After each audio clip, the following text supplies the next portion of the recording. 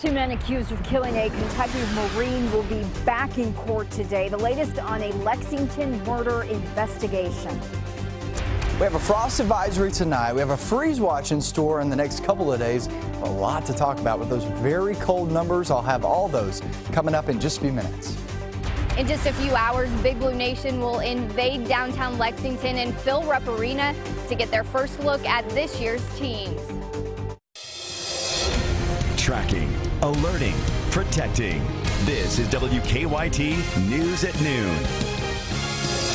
Good afternoon. From WKYT News, I'm Bill Bryant. And I'm Barbara Bailey. A frost advisory is now in effect until tomorrow morning as we anticipate the coldest temperatures of the season so far. Now, we're going to be in the 60s today, and we have a lot of sunshine out there, but this weekend, lows will drop down into the 30s.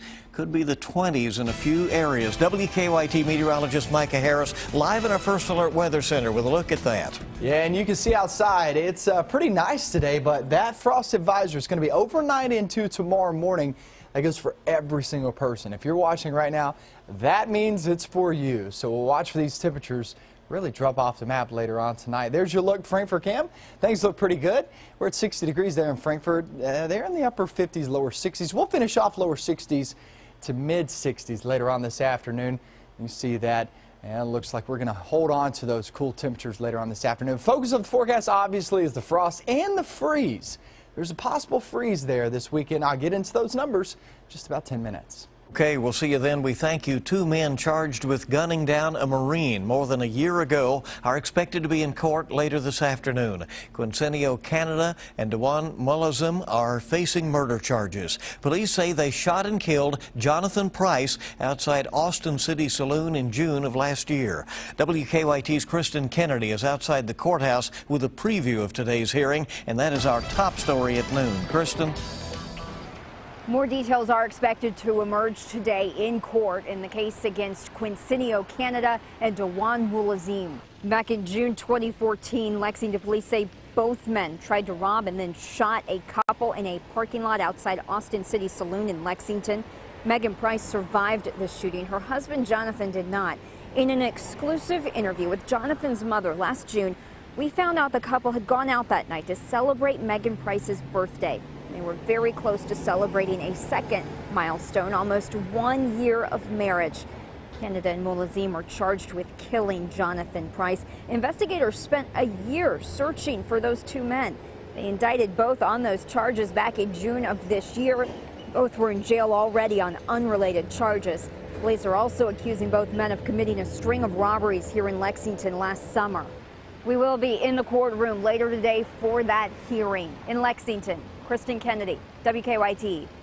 And the hearing for both men scheduled for 1 o'clock this afternoon in Fayette Circuit Court. Well, police are investigating a double murder in Louisville here at midday. Two people were reportedly shot and killed. Another person was injured at a home on Northwestern Parkway. It happened around 6 o'clock this morning. Police have not yet said what led up to that shooting. The names and ages of the victims have not been released as of yet. An Eastern Kentucky bus driver is facing multiple rape charges, accused of sexually abusing a child. Police arrested Kenneth Brown Wednesday. Police say Brown raped a 12-year-old girl at least 5 times between August and October. It isn't clear if the victim is a student in the school district. Brown is being held on a $100,000 bond. Now, we've learned that school officials could decide as early as today what action to take against him. A juvenile is facing charges in connection to a threatening message that was found inside a Kentucky high school. The note, which reportedly said that the school was going to blow up, was found in the bathroom at Bullitt Central High School Wednesday. Classes were not canceled, though, due to the threat. Because the student is underage, his or her identity has not been released. An 11-year-old boy is recovering here at midday after being hit by a car while he was walking to school in Lexington this morning. It happened around 8:30 at Bryan Station and Anniston Drive. Police tell us the child was crossing against the light when he was hit by an SUV that was turning onto Bryan Station. The woman driving reportedly had sun in her eyes. She did not see the child. That's what she's told the police. The child was taken to UK Hospital with minor injuries. No charges are expected expected to be filed. The search is continuing this afternoon for the suspect involved in an overnight robbery in Lexington. It happened around 5 o'clock this morning at the Speedway at the corner of South Broadway and Angliana Avenue. Police tell us the man came into the gas station with a knife demanding money from the clerk on duty. He took off with money and ran away. Police have released this surveillance photo of the man. He appears to be in his 30s, has a thin build, and was last seen wearing a black hoodie with dark pants. Today, a Central Kentucky gym is honoring a Kentucky State Trooper killed in the line of duty. Rich City CrossFit in Richmond is holding a black and blue honor workout in memory of Trooper Joseph Ponder. He was killed during a traffic stop in western Kentucky last month. The gym is asking people who work out there today to wear a black or a blue T-shirt in memory of the officer. People are also being asked to donate $10 to the Trooper Ponder Memorial Fund. A federal audit says the Commonwealth of Kentucky had trouble making sure everyone who bought discount plans on the state's health insurance exchange met requirements. The audit claims officials didn't always properly verify the identity of some applicants or if they were eligible for minimum essential coverage. But that doesn't mean ineligible people bought plans because the state had other ways of catching problems. The state disagrees with the audit, claiming any problems with Connect have been fixed.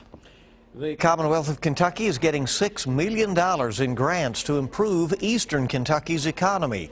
The state's Cabinet for Finance and Administration will spend $1 million to help train businesses and communities to better use e-commerce. Other funds will be spent on a food supply chain and an economic development project at the Judy Patton Center. We have special problems that most regions don't have. Health, lack of jobs, expensive way to build highways and water districts and the like. So we have to have some extra help, and these grants are big-time help. The grants come as construction begins on a 3,400-mile network of fiber optic cables throughout the state. And Kentucky leaders are hoping that that network will spur business development and jobs for out-of-work coal industry workers. All right, let the madness begin. I think it already is. Big Blue fans are getting their first chance to see both the men's and women's basketball teams live in action. Big Blue Madness is tonight at Rupp Arena, the unofficial start to the season. WKYT's Hillary Thornton is in downtown Lexington now with a preview. Hillary?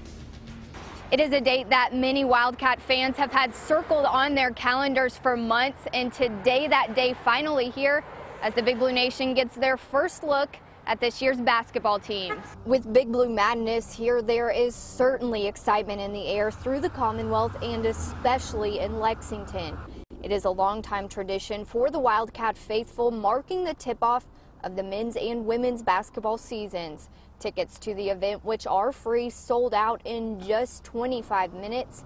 While it is technically just a practice and scrimmage, many fans say that does not matter, and the event brings a big game day atmosphere. That is why many who cheer on the blue and white, like Kenny Goody from Cincinnati, are already trickling into the downtown area, taking in the atmosphere that makes Kentucky basketball so special, and hoping this is the start of a special season. It's a celebration, I think. You know, here we go again.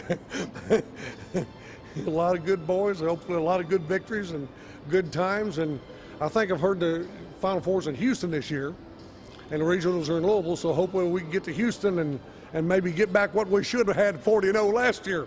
And again, Big Blue Madness is scheduled to start at 7 o'clock this evening. The doors here into Rupp Arena will open at 5:30. In Lexington, Hillary Thornton, WKYT. And join us this evening on the CW Lexington for a pre-Madness special. That's from 5:30 to 7. And Big Blue Madness will air from 7 to 9 on the SEC network. All right, a big evening ahead. Well, the vice president could be ready to make a decision about whether he's jumping into the presidential race. We'll have the latest from the campaign trail next on Kentucky's #1 midday news. Also ahead on WKYT, country music legend Dolly Parton is slamming some recent reports that she's been diagnosed with cancer. We'll tell you what she says is really going on with her health coming up on WKYT News at noon.